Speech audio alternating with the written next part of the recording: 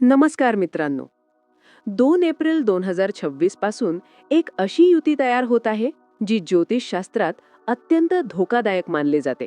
शनी आणि मंगळाची युती. ही युती काही राशींसाठी अडचणी, तणाव आणि संघर्ष निर्माण करू शकते. काय घडणार आहे?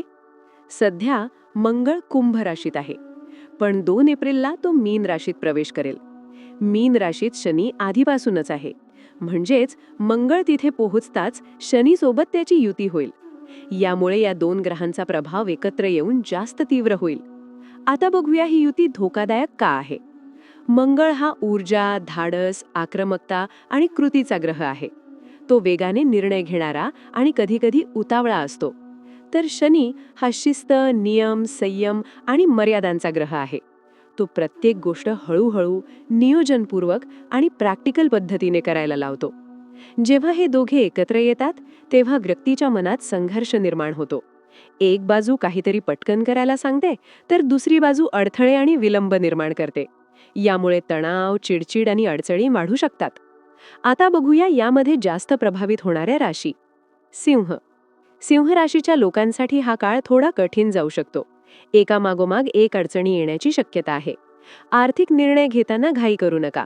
अनुभवी व्यक्तीचा सल्ला घ्या. प्रेम संबंधांमध्ये गैरसमज होऊ शकतात, म्हणून संवाद नीट ठेवणं खूप महत्वाचं आहे. कुंभ. कुंभ राशीच्या लोकांना कामात अडथळे आणि उशीर जाणवू शकतो. व्यवसायात अडचणी येऊ शकतात. स्थानिक प्रशासन किंवा ऑफिसमधील लोकांची मतभेद होण्याची शक्यता आहे. तसेच मानसिक आणि शारीरिक आरोग्याकडे दुर्लक्ष करू नका. मीन. मीन राशीच्या लोकांसाठी हा काळ गोंधळ निर्माण करणारा ठरू शकतो. कोणता निर्णय योग्य आहे हे समजणं कठीण जाईल.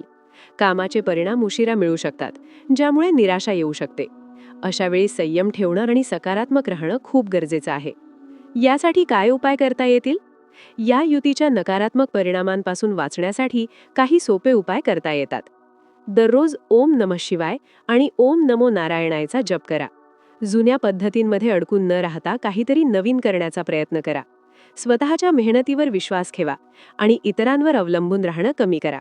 तर मित्रांनो, शनी आणि मंगळाची ही युती काहींसाठी आव्हानात्मक असू शकते, पण योग्य उपाय आणि संयम ठेवल्यास तुम्ही त्याचा परिणाम कमी करू शकता.